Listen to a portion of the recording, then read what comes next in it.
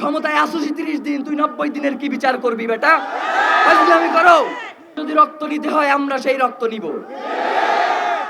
এই ১২, ১৪, ১৫ লাখ লোককে যদি আমরা বলতাম যে শহীদ ওসমান হাদির রক্তের বদলা নিয়ে আপনাদেরকে এই ঢাকা শহর ছাড়তে হবে, তারা তার রক্তের বদলা নিয়ে এই ঢাকা শহর ছাড়তো। তাদেরকে এই বাংলাদেশের মাটিতেই তাদের জানাজা এবং দাফনের ব্যবস্থা করব আমরা। শহীদ ওসমান হাদি আবাবিল হয়ে আসমান থেকে বাংলার জমিনে নেমে আসবে। এই বাংলার জমিনে ইনসাফ কায়েমের জন্য যদি রক্ত দেয়া লাগে আমরা রক্ত দিব, আবার সেই ইনসাফ কায়েমের জন্য যদি রক্ত নিতে হয় আমরা সেই রক্ত নিব। রক্তের বদলা রক্তই হয়, রক্তের বদলা কখনো সুশীলতা হয় না। যারা শহীদ ওসমান হাদিকে কিভাবে হত্যা করা যায় সেই পরিকল্পনা দেশে বসে করেছে, তাদের সাথে আর কোনো সুশীলতা মারাবো না আমরা। তাদেরকে এই বাংলাদেশের মাটিতেই তাদের জানাজা এবং দাফনের ব্যবস্থা করব আমরা।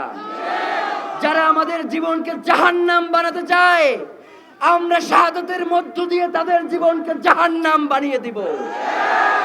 আমরা শহীদ ওসমান হাদির রক্তের সাথে কোন ধরনের বেঈমানি সহ্য করব না। শহীদ ওসমান হাদির যে আদর্শ, যে শত্রুর সাথেও আমাদেরকে ইনসাফ করতে হবে।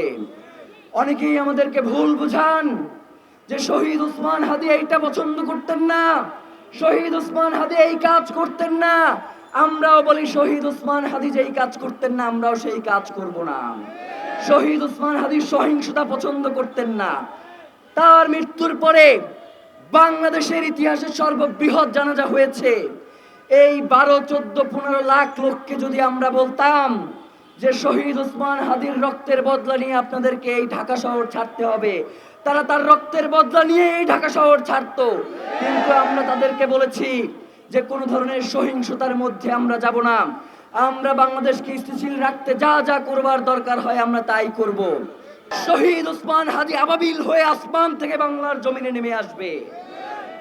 শহীদ ওসমান হাদির এই ইনকিলাব বাংলাদেশের মানুষের স্বাধীনতার সংগ্রামের কথা বলবে, তাদের জুলাইয়ের কথা বলবে, ইনসাফের কথা বলবে।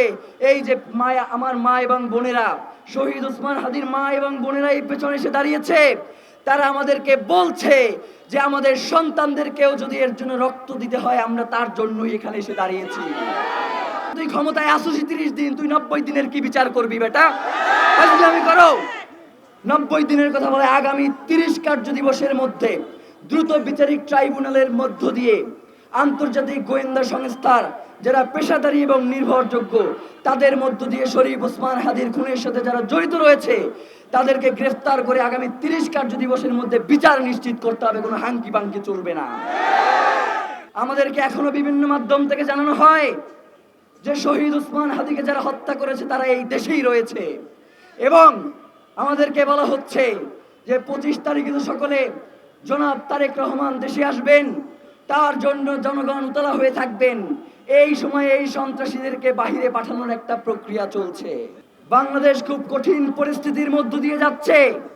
আমরা সবাই মিলে যদি এই কঠিন পরিস্থিতি মোকাবেলা করতে না পারি তাহলে যেই জুলাই আমাদেরকে আশার আলো দেখিয়েছিল সেই আশার আলো নিভেও যেতে পারে। আমরা কি সেটা হতে দিব? আমাদের ১৪০০ ভাই এবং বোনের রক্ত এই রাজপথে লেগে আছে। এই রাজপথে আমাদের দেশপ্রেমিক সেনা অফিসারদের রক্ত লেগে আছে। এই রাজপথে শাপলার শহীদদের রক্ত লেগে আছে। এই রাজপথে শহীদ ওসমান হাদির রক্ত লেগে আছে। এই রক্তের সাথে বাংলার জনগণ বেইনসাফি করতে পারে না, আমরা বিশ্বাস করি না। আগামী ২৫ তারিখের পরে আমরা বাংলাদেশের লাগাতার কর্মসূচি ঘোষণা করব এবং সারা দেশে সেই কর্মসূচি বাস্তবায়িত হবে। বাংলাদেশকে ওসমান হাদির খুনিদের গ্রেফতার করা না পারা পর্যন্ত বাংলাদেশে আমাদের এই লড়াই চলমান থাকবে। আমরা যদি মরেও যাই আপনারা এই লড়াই চালিয়ে যেতে প্রস্তুত আছেন না? সুতরাং আমাদের প্রধান দাবি হচ্ছে শহীদ ওসমান হাদির হত্যার সাথে যারা জড়িত রয়েছে সকল কুশীলবদেরকে দ্রুত আইনের আওতায় নিয়ে আসা। খবরের কাগজ, নিখাদ, নির্ভীক, নিরপেক্ষ।